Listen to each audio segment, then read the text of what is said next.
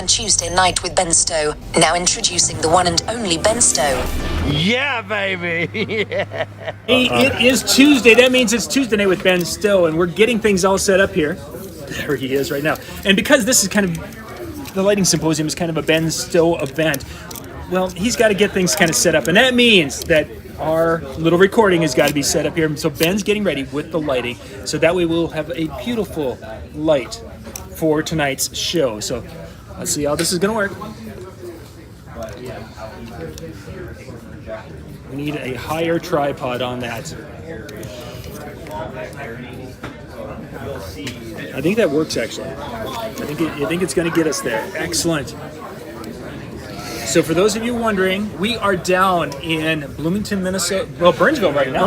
We're in Burnsville, but the hotel is in Bloomington, and we're here for the Lighting and Audio Symposium. Ben, 10 years. Yeah, hard to believe. Wow, you started when you were 15. It's incredible. It's incredible, and a great crowd, a lot of fun. How much getting ready for this event?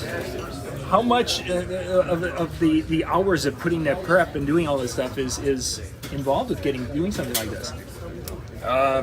Innumerable. You know, there's a lot of moving parts. Making sure that our presenters are taken care of. And then really it starts with content. You know, do we have the right content for our attendees? And then once we do, getting the presenters here and getting their logistics planned. And I mean, it's just really it's a lot of moving parts. It is. And you put on shows and conventions, so you know the whole process of trying to make sure that attendees get what they paid for, and then all the technical things that go into supporting our presenters, you know, and then trying to make it all happen at a non-stop, rapid pace over the course of 4 days. You know, tonight while everybody else is gone eating, we're going to be resetting the room for audio tomorrow, setting up a mixing console and routing things, and then just, you know, honestly hoping it works, you know. So yeah, it's a lot of work. Yeah, definitely a lot of work. And as you've been doing it, of course, flashing back to those times where we're putting shows together. And then there's that part that you do where you're actually up there presenting and up there doing some things. And in the past, I wouldn't have taken on both tasks. Truthfully, that's a lot. Yeah, it's I've had it light with the audio or with the lighting portion because we have such great presenters here that I've been able to kind of take a step back a little bit and let them do their thing.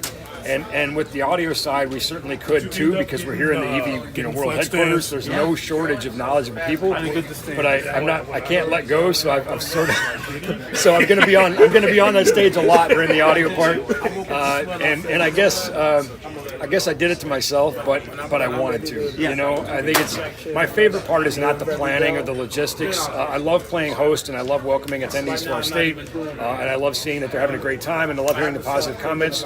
But if I'm really honest, I love teaching. I really love being up there and helping people advance in their careers and take this knowledge and go out. And it's just so much fun, and it's so gratifying to see people who come back who say, well, I learned a lot last year and I'm going to learn more this year. So I do carry a heavy load, but I did it to myself. Yeah, not asking for any sympathy. And I think one of the things that comes through so well in this is that your passion for teaching.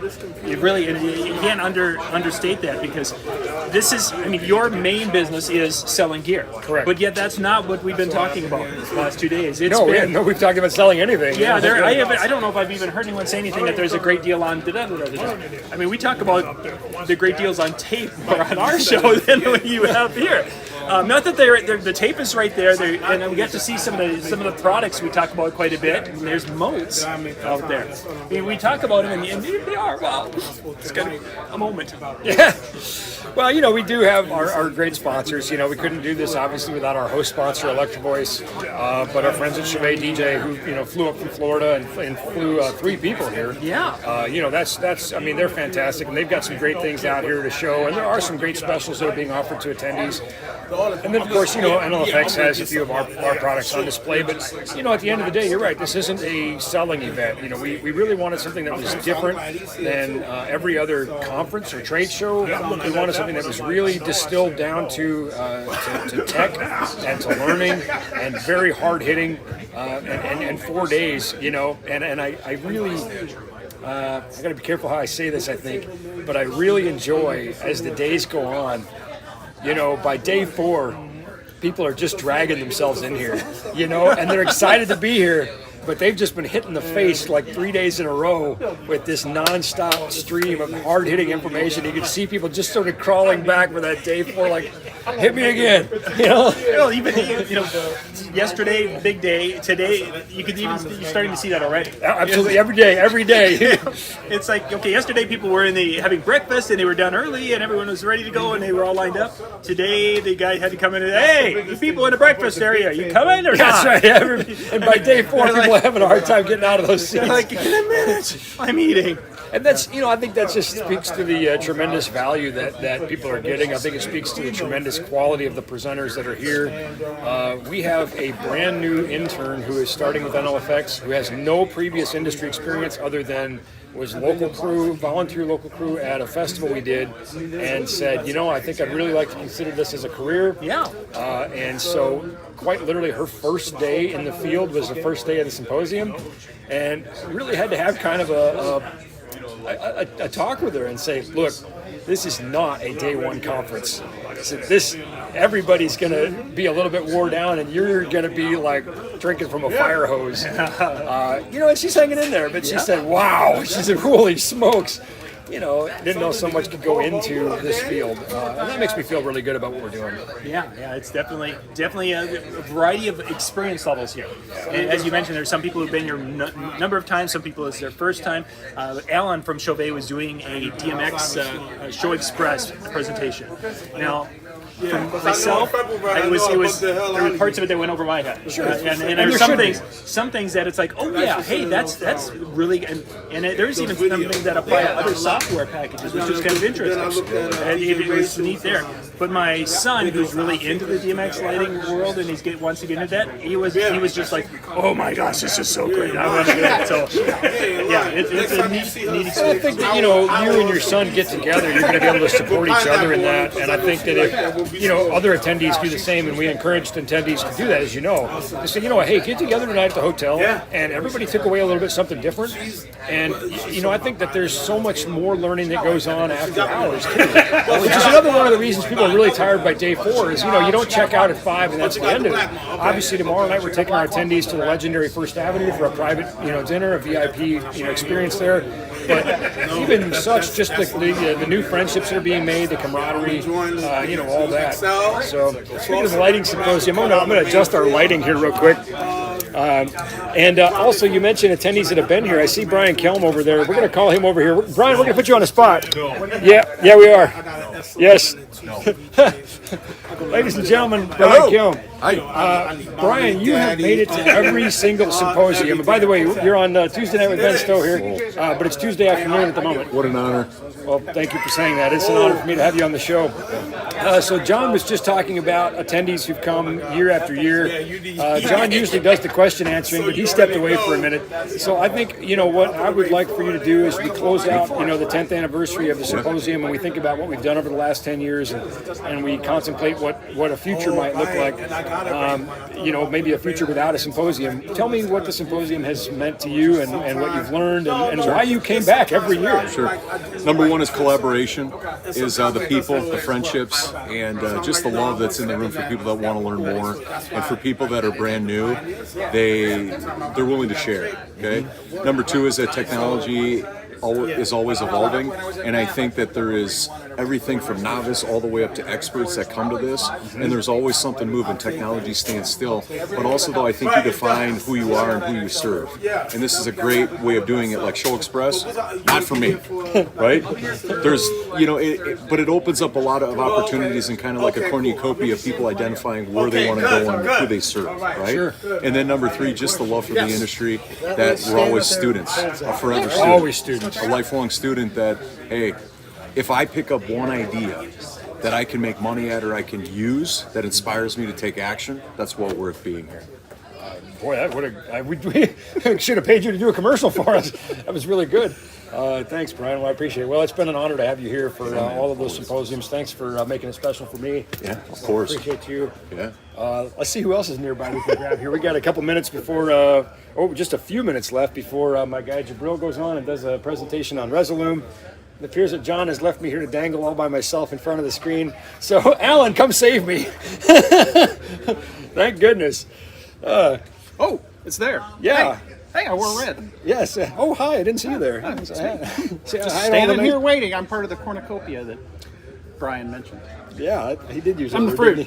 No, wait a minute. No. I'm the big banana. Yeah, you're the corn. And putting the corn in the cornucopia. Hi, Ben. Hi, Alan. So I'm guessing that John sent you over this way for something. He said I was on deck. All right. right. Well, batter up. Yep. Well, we're not going to a ball game this year. So No, we're not. We're this going is to it. First Avenue this year. So Great. Alan's been to a lot Alan's of these. been? Yes, and yes. He's become through our the DJ industry. He's become a really close friend. That's what I wanted you to kind of talk about. Oh well, okay. I was going to say that's one of the problems. I don't know what to say because Alan can and go I are anywhere. such close friends. Okay. Just contemplating that. Yeah. Yeah. You know, for those who saw the presentation that I did for John, which he recorded and then put online, the It's Not Business, It's Personal. Of course, Alan was featured in that. Alan and I are very good friends, and we've had a lot of fun, a lot of adventures. But I think I want to not talk about the friendship side because I don't think that's why you come back to the symposium every year. I think you just come up and visit me at my house if that was the case. That's true. So what's kept you coming back?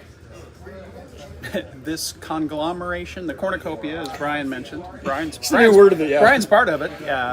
Just the industry professionals that we see here, the ideas, the new stuff, the old stuff, the stuff that we need to be reminded of, and the stuff that we need to be exposed to keep expanding our thoughts, our talents, and what we do for our clients.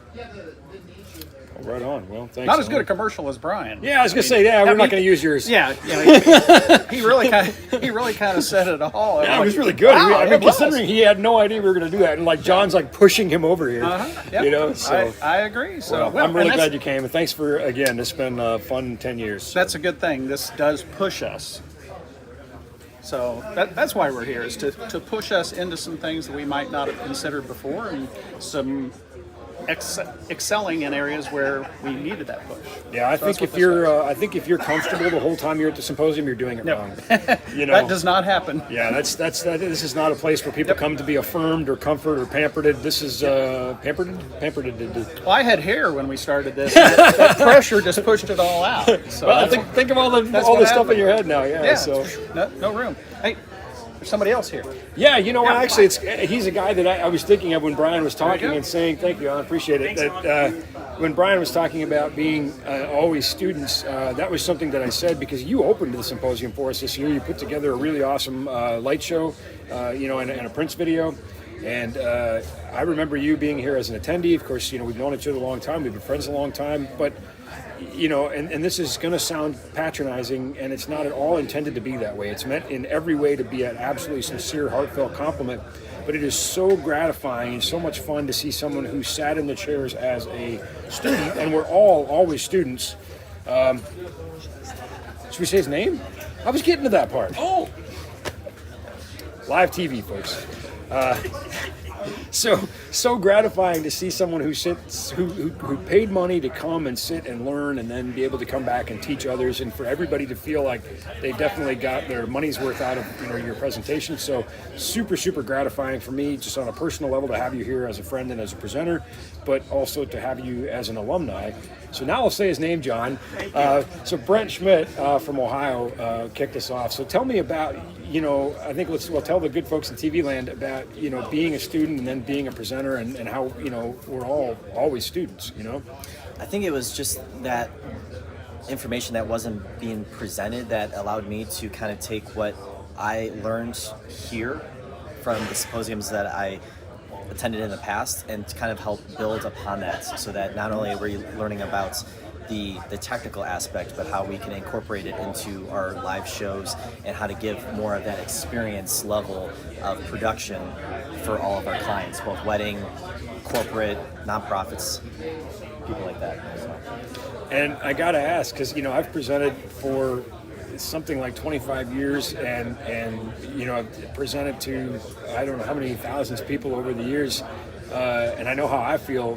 But I got to ask, you know, so having been a student and knowing that people paid, you know, good money and invested time to be here, It's a little nerve-wracking to go up there. Absolutely, and to be right after Ben Stowe, like Ben is an industry leader. He's just like an idol of mine, and knowing the information that he's presenting. You need to get out more. yeah, exactly.